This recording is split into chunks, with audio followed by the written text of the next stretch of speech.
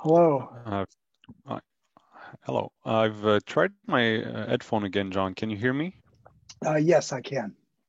All right, perfect. I'm not sure what happened earlier, but maybe just needed to be unplugged. So I do see that we had some new people joined.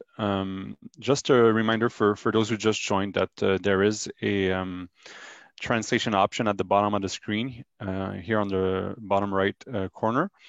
So you can choose the language of your choice, either French or English. But for those who are actually comfortable in both languages, it's probably easier just to leave the translation option off. Bonjour à tous. Je vois qu'il y a des nouvelles personnes qui nous ont joints. Donc, juste un petit rappel que la présentation de M. Sackton sera faite en anglais. Mais comme vous pouvez voir dans le coin en bas à droite où on a l'icône du globe, il y a une option d'interprétation. Donc, vous pouvez choisir soit le français ou l'anglais. Mais pour ceux qui sont confortables dans les deux langues, c'est probablement un peu plus facile de simplement garder la fonction fermée. So since John, there's mostly the same people, I won't go through the same introduction again. So I think we can just start. So good presentation for everyone. Bonne présentation à tous. Okay, great. Good morning. Well, okay, because we have a lot of overlap, I'm going to deal specifically with the snow crab issues. And then at the end, if there's are questions that people have about the economic situation with the pandemic, we'll come back to discuss that. So I'm going to share the screen right now and start with the snow crab presentation. And then then we'll discuss the issues of pandemic a little bit later on. So let's begin. Issues on snow crab, and the first thing and what we really want to look at is what happened with snow crab pricing. I mean, what happened with snow crab is during this time in May and June was different than any other seafood commodity. And there's two ways of looking at this. And I'm going to give you my view. I think you can look at this chart, and if you are a snow crab harvester, you might say, wait a minute, what's wrong with this? Why didn't we start at a higher price? It's obvious that the buyers really wanted snow crab, and therefore we started at much too low a price. And so this spring, obviously, we should start higher. I don't agree with that. When I look at this price, what I think that means to me is that was a very, very successful attempt to make sure there was a snow crab fishery and get product into the market at a time when there was tremendous uncertainty about whether the market would even exist. And I think that we have to remember that the crab season starts a little bit earlier than the lobster season.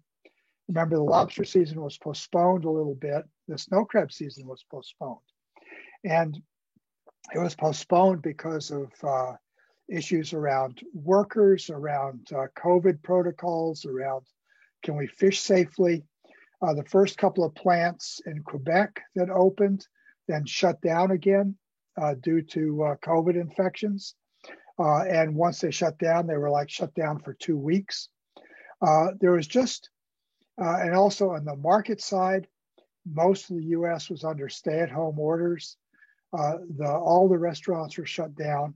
There was just a tremendous level of uncertainty as to what's going to happen on the production side, what's going to happen on the fishing side, what's going to happen on the buying side.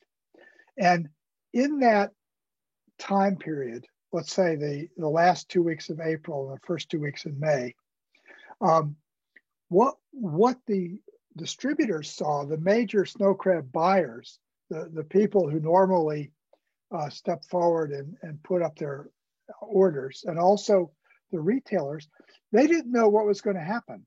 They were as much in the dark as everybody else.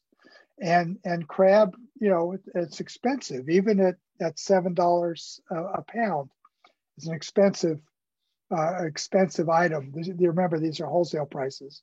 So the idea that we could start and say, okay, well, last year we were selling this at $8.50, $9. Let's start at $8 and see where the market is.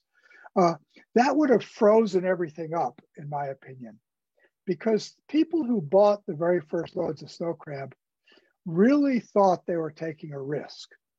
For example, one buyer who, he buys lots and lots of crab, and he bought his first load, and he was nervous as hell, and he really didn't know.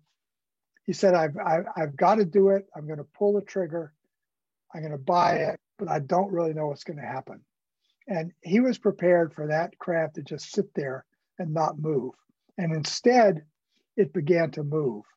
And once it began to move out to the buyers, he had the confidence to go back and order more loads and more loads and more loads. And there's also at the same time a lot of resistance to this kind of pricing from people who held inventories of Russian snow crab, which we're going to talk about later, because the Russian crab was bought at higher prices, and it was being severely undercut by the Canadian new season crab. And so the people who held that crab, the Russian crab, were really in a bind because they did not want to lower their prices to meet the market. It meant millions of dollars of losses. So the fact that the market price was set at a level that gave the retailers confidence, and it gave the other buyers, even the food service who were lesser volume, confidence, was really critically important. It was like a blocked pipe. If you just imagine a pipe with a blockage, and there's a little bit of water trickling through, and if you take a wire and you just poke one or two holes in it, just a little water trickles through. But if you take a chain or something, clear out that whole blockage, whoosh, all of a sudden everything is flowing through that pipe. And that is exactly what happened with the snow crab market. So with that, my point here is that we had to take emergency action to clear that market blockage, and settling on this level of pricing was very successful because the proof is in the pudding. So I'm not going to go through. I'm going to advance ahead now. I'm not going to go through all the slides. We know how successful retail was in snow crab. We know how successful crab was at an item. So I'm gonna jump ahead now to our specifics about snow crab, because the same thing that we said with lobster.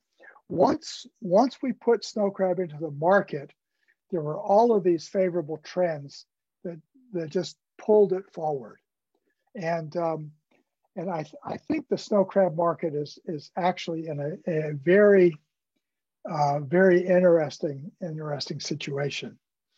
Unlike lobster, where we see where our prices are maintained, but we're seeing a lower volume. The U.S. is on track right now for the highest volume of snow crab in a long time, maybe 10 years or more.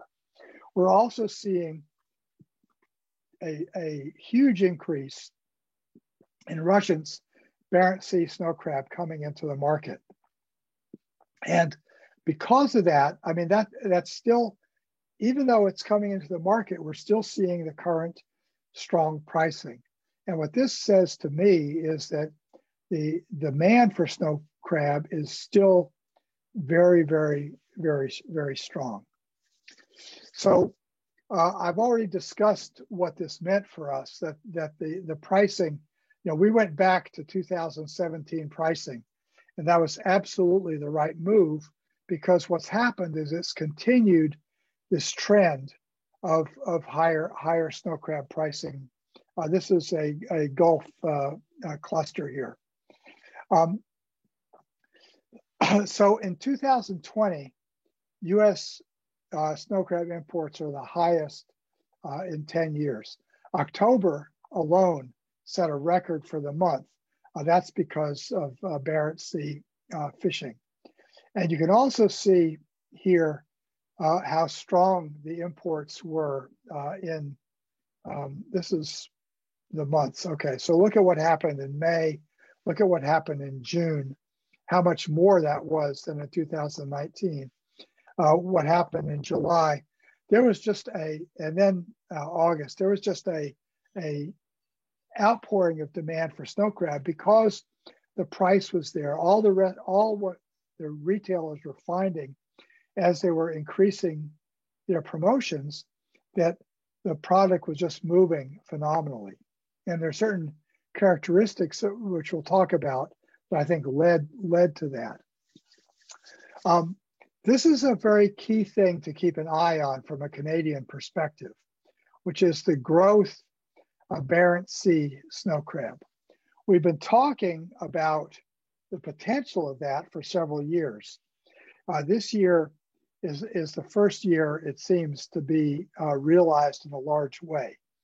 And the reason for that is that the US market is so dominant over the Asian market for snow crab that it's allowing Russian exporters who were previously oriented towards Japan to more and more ship to the US.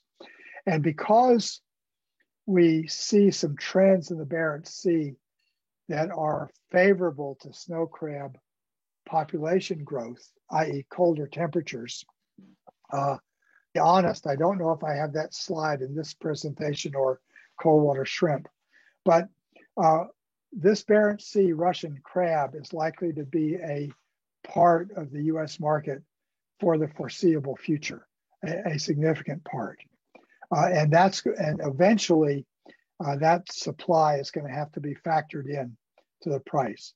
But for this year, the point is that the Russian is accounting for about 33% of snow crab imports, and those volumes are ramping up.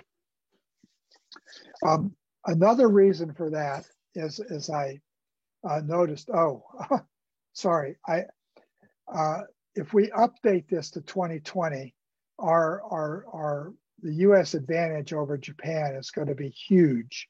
Much bigger. The U.S. is up here at 60 to 70,000 tons of imports, not 45 or 50,000 tons. It's like this, whereas the Japanese imports have remained flat at best. So it used to be that Japan was the largest buyer of snow crab in the world. That's no longer true. It's the U.S. and the Russians have pivoted to take advantage of that. Now, this also means, from a Canadian point of view, that the elements of what Japan is buying has shifted. It used to be that the bulk of Japanese purchasing was boiled crab legs for processing in China, which were largely used in the sushi market, with the reason they liked especially Newfoundland crab for this was because the Maris section of the crab leg was of a suitable size that could be placed on a sushi roll without being cut. And this was a popular item in most sushi restaurants and conveyor belt sushi. And that was really where the bulk of this boiled crab was consumed. But that's a market that has largely been decimated by the price of snow crab. Because when you get to prices over 2,000 yen a kilo and things like that, the conveyor belt sushi, the large sushi chains, sort of all the mainstay of that volume is priced out of the market. So Japanese importers from Canada, who would in the past buy a lot of the boiled crab, are now cutting their orders to maybe 20% or 30% of what they used to purchase. Where the Japanese demand has shifted is to raw snow crab.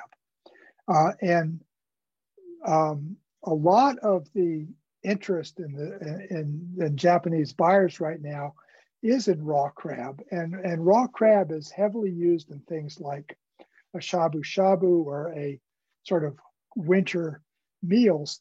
And because it's sold in a different type of restaurant than sold at home, it's not as subject to the same price constraints as the boiled crab was for the sushi market. So the amount of crab that the Japanese are buying in Canada is less, and the percentage of Japanese buying that is raw crab is substantially larger.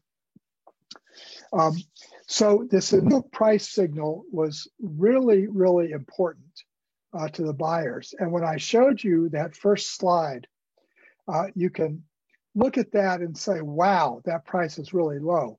But this is the opening price on the left here. This is the opening price for the last 5 years. And we can see 2016, 17, 18, we came back a little bit in 2019. So our opening price in 2020 was not that radical. It was really just the same price that we had in 2017. And the fact that it worked so well, in my view, is the proof that it was correct. You know, this chart I've kept for all the many years I've been doing this, and I still like it because it shows how the step-by-step increase in snow crab value.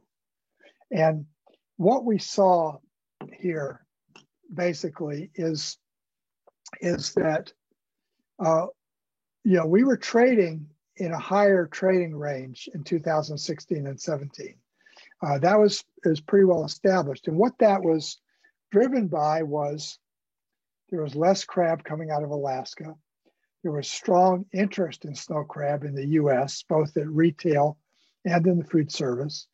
Snow crab is a really good product to move at retail.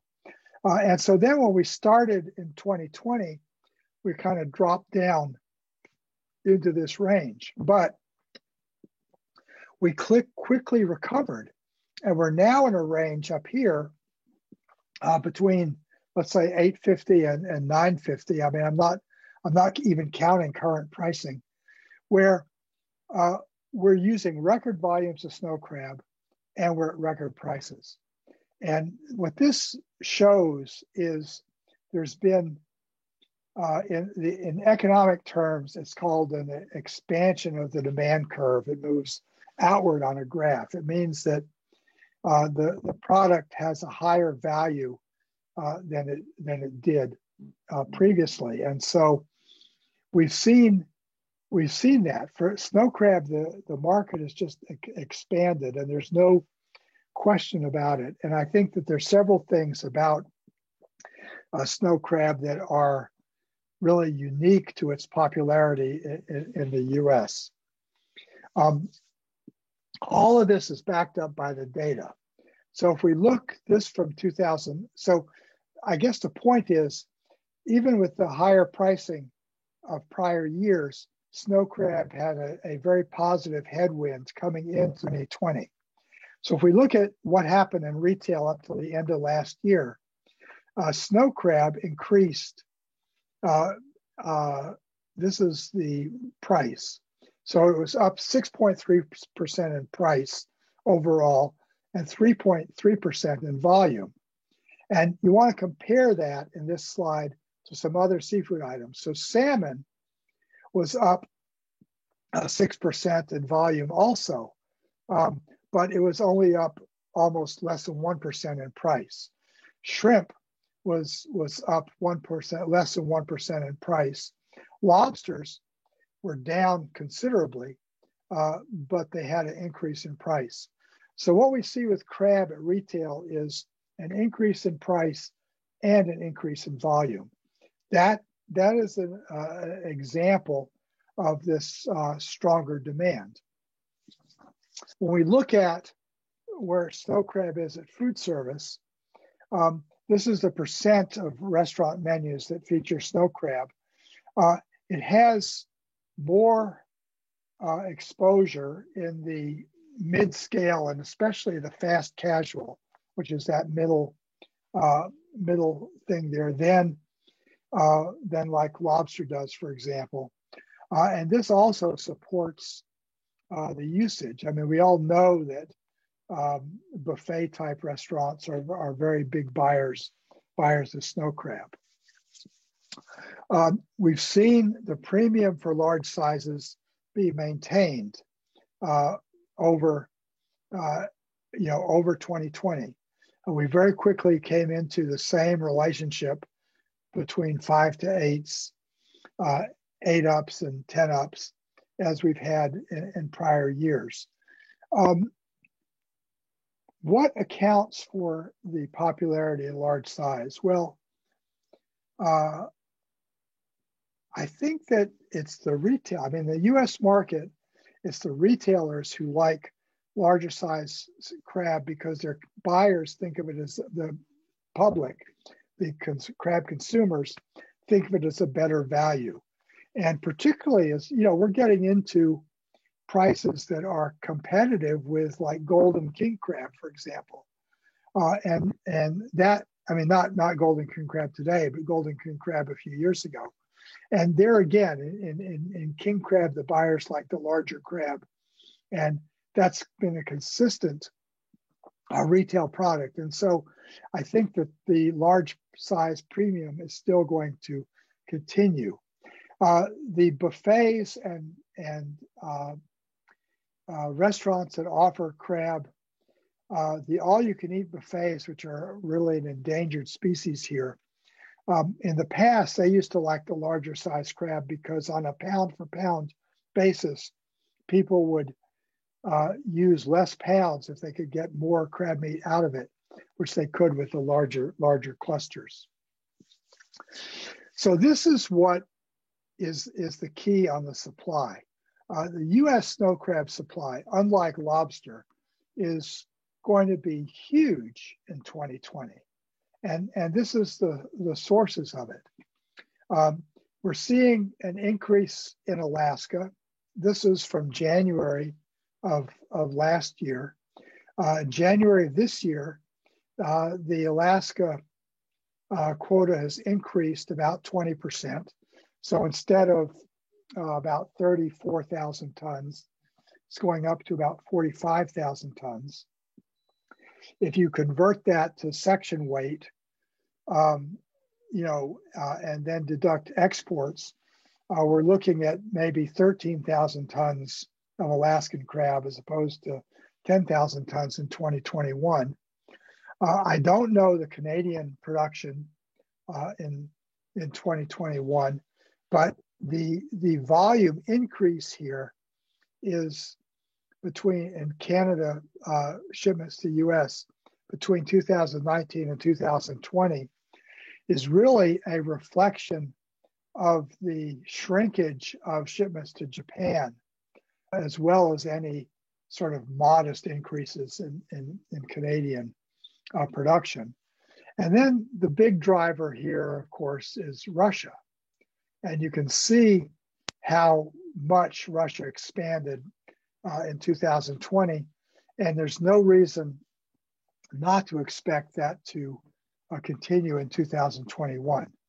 A lot of that Russian crab is landed in Norway because there's not the infrastructure yet to do a lot of shoreside processing in either Russia or Norway. Most of that crab is either cooked and frozen at sea or frozen and processed at shore. There's talk of building more crab plants around the periphery of the Barents Sea, particularly one up in Svalbard, which would then have the capability of taking landings of live crab and processing it on shore.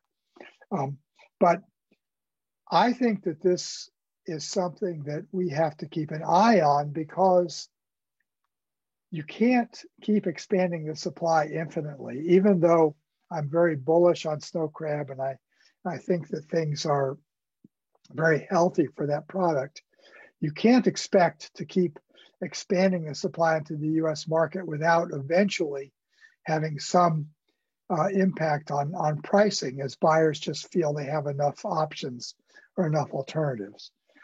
And that's why when we think about opening the season in 2021, it's very important to recognize that there's going to be a lot more crab supplied into the US market.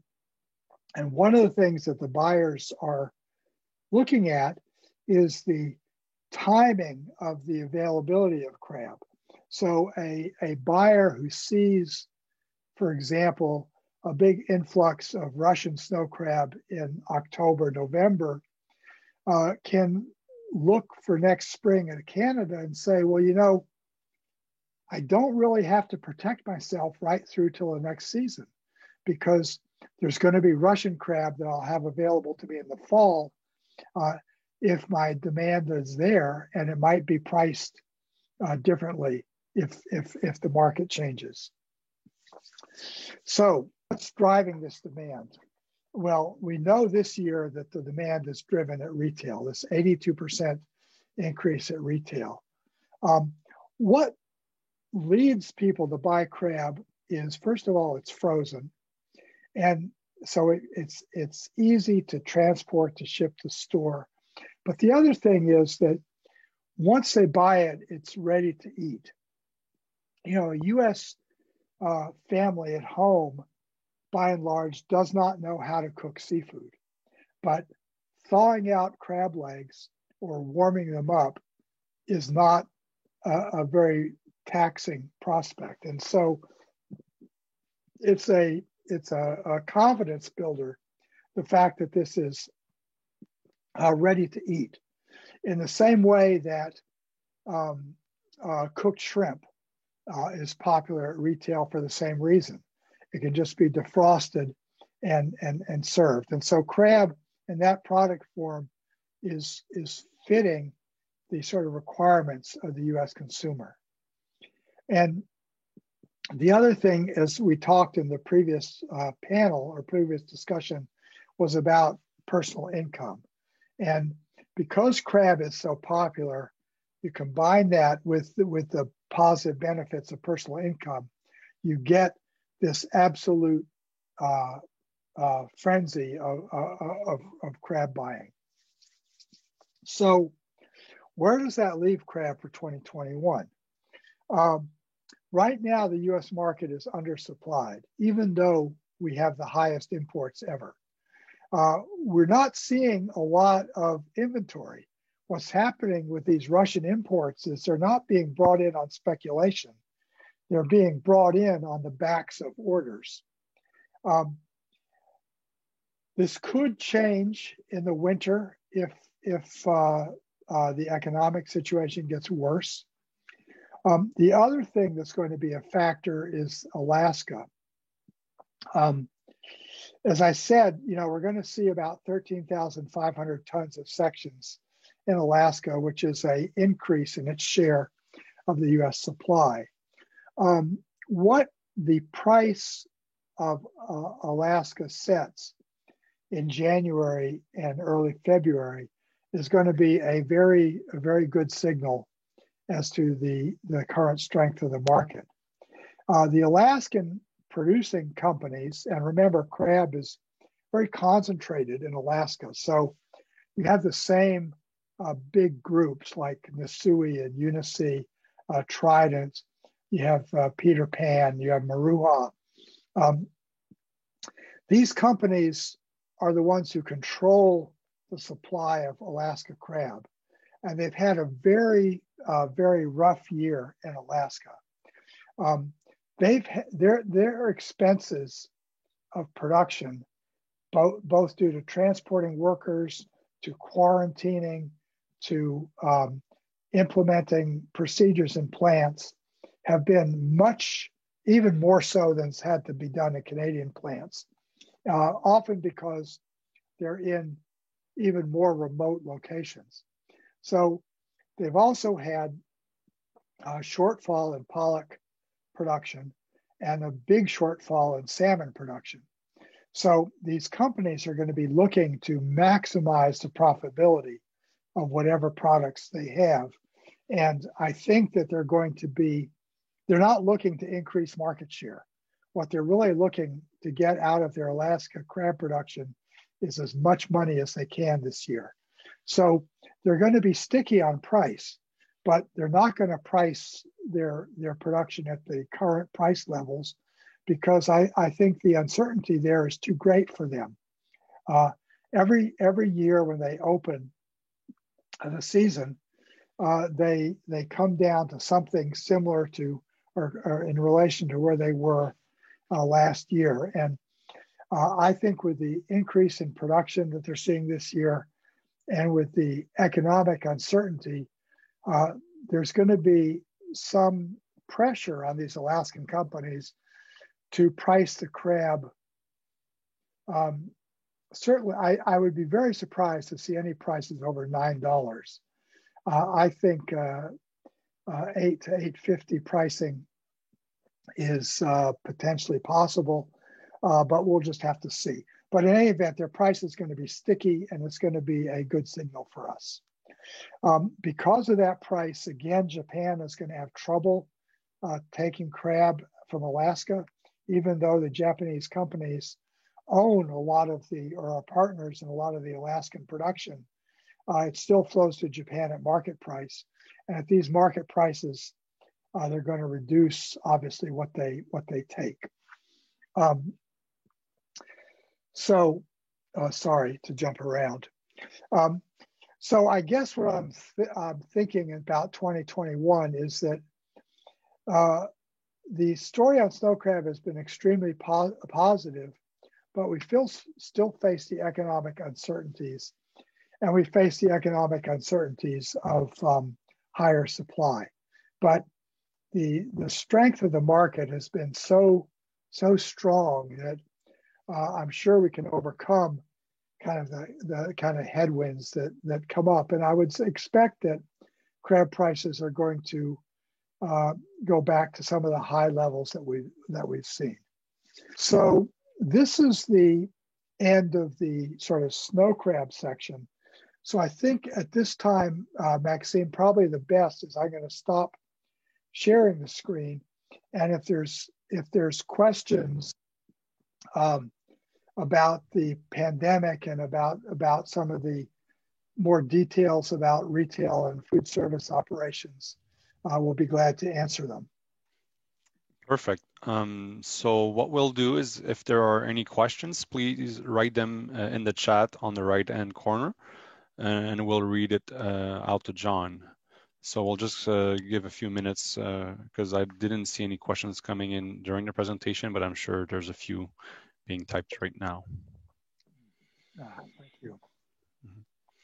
And maybe while we wait, John, maybe I'll ask you a question. As you mentioned, with the increased demand for snow crab in the US market and drop of exports in Japan, are you concerned in any way with the lack of market diversification for Canadian snow crab?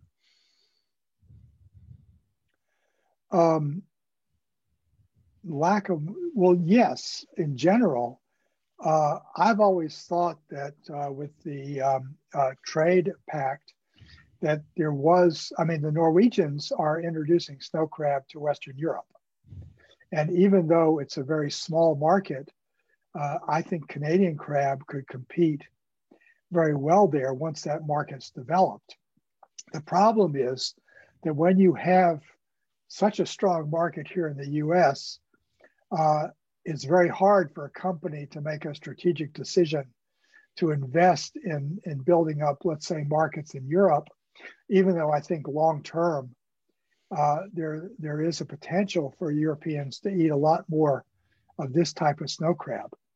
And the fact that the Norwegians are producing it, they're focused on live crab, and especially they're focused on live crab distribution in Europe. But over the long term, particularly as this Barents Sea crab population, if it continues to increase up to the 50,000 ton level that some scientists project. Right now it's at 25,000 tons of harvest.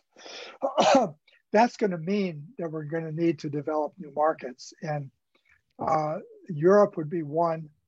The other market I think that has real potential is China. China traditionally has been an importer of snow crab for reprocessing because of sending it back to Japan. But snow crab is an ideal product, just like lobster and frozen lobster and shrimp, to sell in the online seafood market distribution system in China. So I think there's increasing evidence that the Russian snow crab in the Far East is being sold in China for domestic consumption, not just for re-export. And I think that that there can be a shift where some of the Canadian crab exports to China that used to go for reprocessing to Japan would now go to domestic consumption in China. I don't think we have to worry about diversification, because I think the Asians will ultimately buy almost everything that can be produced in terms of lobster and crab. Interesting. All right. I see that one question came in. So I suppose the Barents Sea crab is different species, but does it have some of the same characteristic? It is not a different species at all. It's Chianectes opilio, the exact same as the Canadian species. One of the interesting things about snow crab is that it does have a global distribution. Unlike king crab, which was introduced to the Bering Sea, the snow crab in the Bering Sea migrated along the Arctic Ocean into the Bering Sea from the Far East.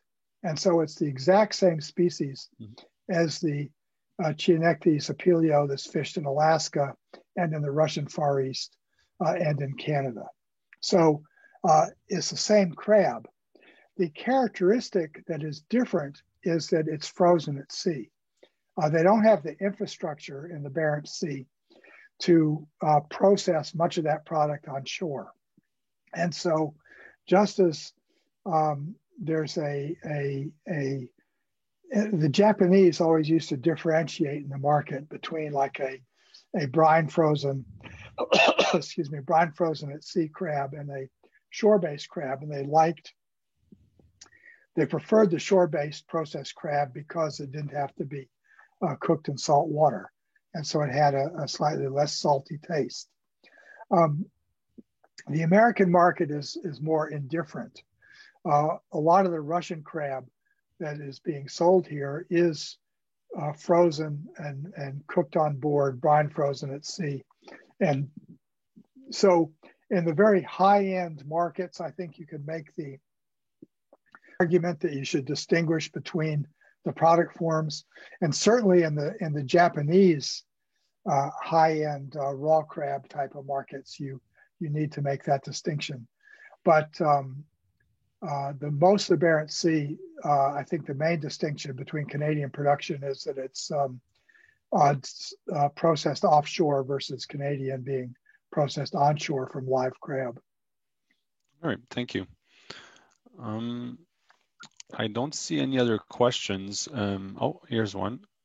One of the problems with Barents Sea snow crab was apparently a lack of actual fishing vessels. Are you aware of any increase in fishing capacity? Well, I'm aware of an increase in production, so something must have happened. Between 2018 and 2019, Russian production went from around, I don't know, I'm just estimating now, but 10 to 12,000 tons to 20,000 tons. And that couldn't be done without additional vessels. So I do think that there is some investment going on.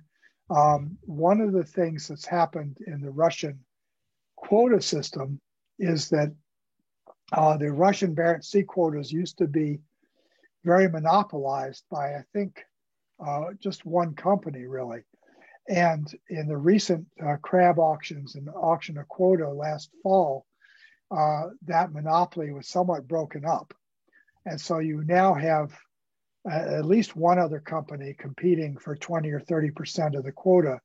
And they may have been the factor that brought in the additional vessels.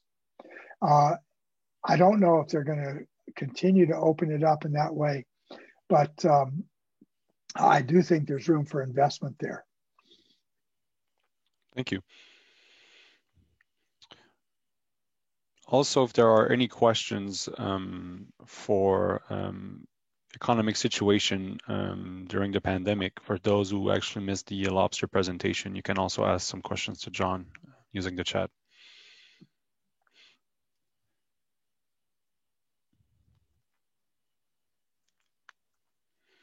I'm just going to say one thing about the pandemic and the food service and snow crab is that, like the retailers, the restaurants have kept up with snow crab, but at a reduced pace. So, for example, even a company like Red Lobster, which has closed a lot of its locations and is looking at simplified menus and so forth, will be buying snow crab out of Alaska at the market price. It's just that they're going to be buying a much reduced volume. In the past, you could always sort of look at the US and Japan competing to see who's going to set the price of crab. Well, now that the US is primarily setting the price, you can sort of look at the retail food service segments as seeing who's going to set the price. And this year, of course, decisively, it's been the retailers who boosted up the price, and the food service follow along.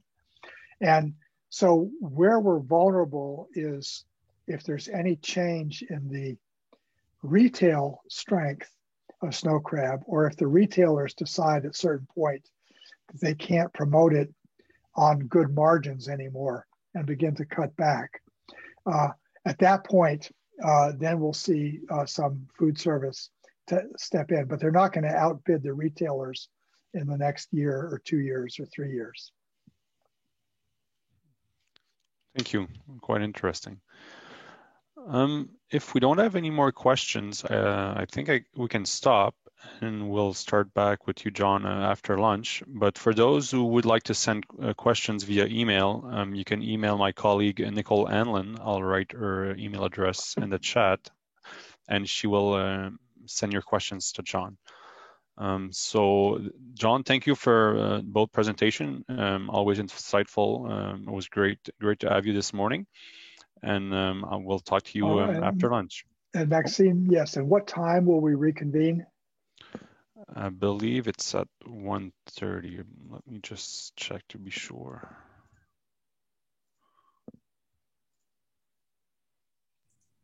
Yes, 1:30 with the shrimp presentation. Okay, very good. Well, I look forward to seeing people then. So thank you guys very, very much. Thank you a lot. Thank you, John, and thanks for everyone for attending. And have a good lunch. Thank you. Bye-bye.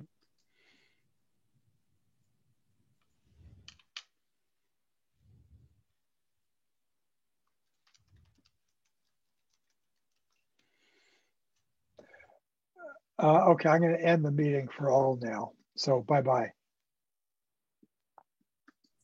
Thank you, John. All right, thank you. Bye-bye. Yeah, see you later.